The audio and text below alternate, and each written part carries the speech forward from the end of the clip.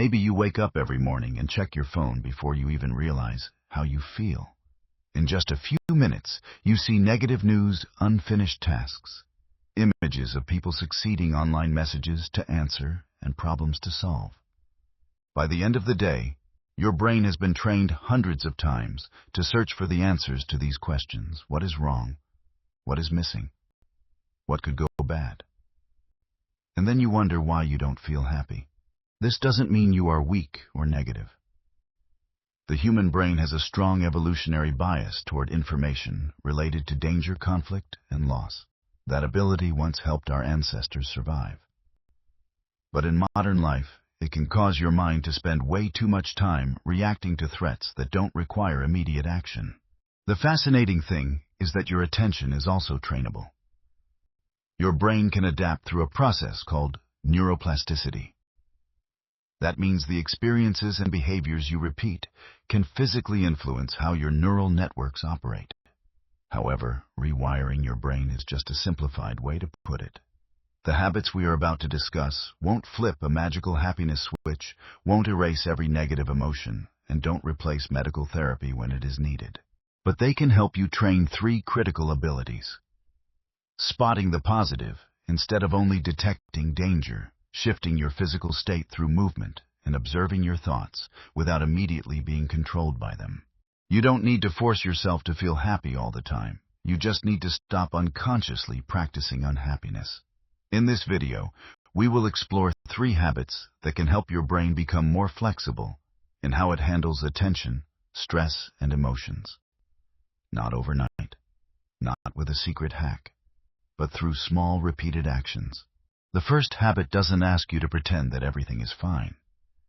It just teaches your mind to stop ignoring the good things that actually exist. Habit number 1, train your brain to spot the good through specific gratitude. The brain is quick to detect problems, but easily takes good things for granted. The habit of gratitude helps you actively direct your attention toward meaningful experiences your mind usually ignores. Remember, gratitude does not mean denying sadness, tolerating bad treatment, or using toxic positivity to run away from your problems. You can be grateful for someone supporting you while still grieving a loss. You can appreciate your current job while still wanting a better career path. Gratitude does not replace the truth. It simply expands the range of what you can see. Scientific studies show that repeatedly shifting how you pay attention to and interpret experiences can positively impact your psychological and neural responses. But why does normal gratitude journaling usually fail? Many people write, "I am grateful for my family. I am grateful for my health. I am grateful for my life." After a few days, the routine becomes mechanical. You write the same list without feeling anything. The goal isn't to complete a checklist. It is to make your mind genuinely return to a positive moment. Apply the 3-part gratitude formula. Every evening, pick one specific thing and answer 3 questions. Question number 1.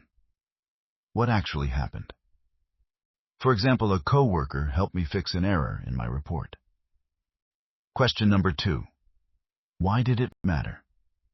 For example, it saved me from stressing out and made me feel like I didn't have to handle everything alone. Question number 3. Where did I feel it in my body? For example, my shoulders felt less tense and I could breathe a little easier. Adding these details turns the exercise into a fully relived experience. If you had a terrible, exhausting day where you were criticized, your brain will naturally conclude that everything was awful. But if you ask yourself, on a difficult day, what still kept me going? You might remember that a friend sent an encouraging text, you didn't react in anger, or you had a safe home to return to. The day was still hard, but it is no longer painted in a single shade of black. When you are too busy, use the 30-second version. Finish this sentence. The smallest thing today I refuse to take for granted is. Then pause for a few seconds to visualize that moment. Happiness doesn't just depend on what happens to you. It depends on what your mind is trained to notice. Habit number 2, move before you wait for your mood to change. When you feel tired or down, your natural reaction is to sit still and wait for motivation to strike.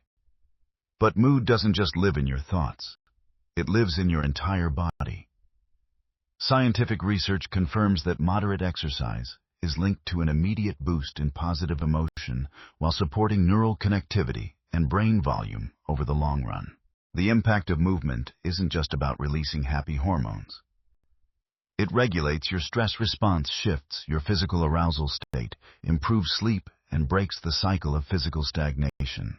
Sometimes you cannot think your way out of a state that your body is helping to maintain. Apply the 10-minute rule. When you feel sluggish, low on energy, trapped in overthinking, or want to procrastinate after hours of sitting, move your body for 10 minutes before concluding the day is a waste. You can go for a brisk walk, take the stairs cycle lightly, or do some intentional house cleaning. After 10 minutes, you have full permission to stop. The goal isn't a perfect workout. It is simply to change your physical state. You can also try the no-phone walk for 10 to 20 minutes. Keep your phone in your pocket. Don't scroll. Expand your attention to notice the light, the sounds, the temperature, and the movement of your body. When you finish, ask yourself, how is my state different right now compared to before I left? Don't ask if you are completely happy, yet just notice the small shift. You should never use exercise as a form of punishment for your body. And never wait around for motivation to show up before you begin. Motivation usually shows up after you start acting. You can't always think your way into a new mindset. Sometimes you have to move your body first. Habit number 3. Observe your thoughts instead of becoming them. Negative thoughts spiral out of control. When you don't realize they are just passing mental events, you think, I am going to fail. Then your mind turns it into, I am definitely going to fail. And finally, I am a failure. Mindfulness does not ask you to clear your mind. It teaches you to notice a thought without immediately treating it as a fact or a command. Science shows that training your attention impacts the brain regions responsible for emotional processing, helping reduce anxiety and improve stress regulation. To practice this, apply the 3-step formula. Notice, name, and return. Step 1. Notice. Stop and recognize what is happening. For example, my mind is racing right now, or I am replaying an old conversation. Step 2. Name. Give that mental state a simple label like anxiety, anger, shame, or self-criticism. You don't need to psychoanalyze your past. Just label it accurately. Step 3. Return. Bring your attention back to the present moment through your breath, the feeling of your feet on the floor, or the task in front of you. You don't need to force the thought to disappear before getting back to your life. Try the 60-second exercise. For the first 20 seconds, feel 3 natural breaths. For the next 20 seconds, name what is present. For example, anxiety is here. For the final 20 seconds, ask yourself, what is the most helpful small action I can take right now? It could be taking a sip of water, sending an email, or taking a 5-minute break.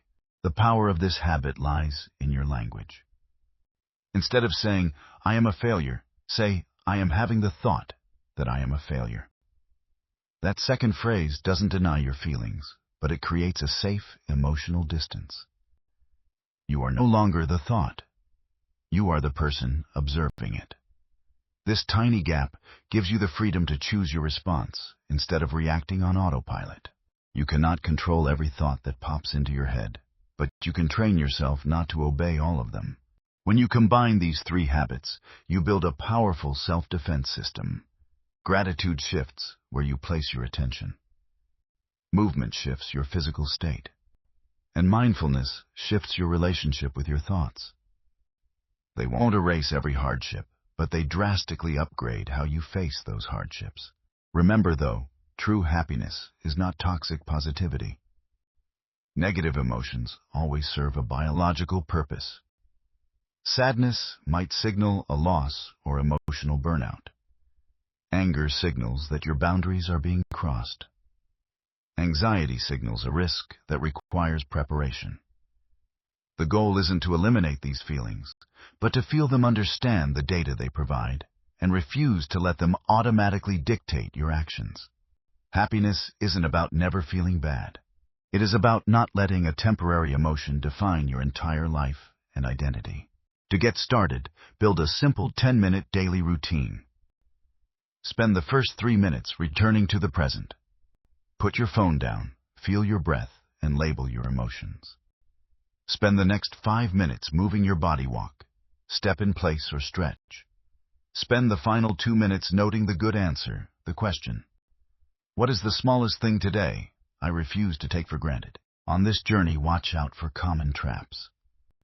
Don't expect instant results after just a few days. Don't overdo it in the beginning and burn yourself out. Don't turn happiness into a stressful achievement or a metric you constantly judge yourself on. And most importantly, never use online self-help content to replace professional medical or psychological support when dealing with severe persistent symptoms. Just remember this simple 3-step formula. Notice the good. Move your body. Return to the present. It's that simple. You can't choose every event that happens in your life. You can't choose every thought that enters your head. And you cannot force yourself to feel happy on command. But you can choose what you practice every single day. One practice won't change your entire life. But one practice means one time you refuse to reinforce your old reactions. Then you repeat it, day after day. Not perfectly, not dramatically, but intentionally. That is how small shifts turn into patterns.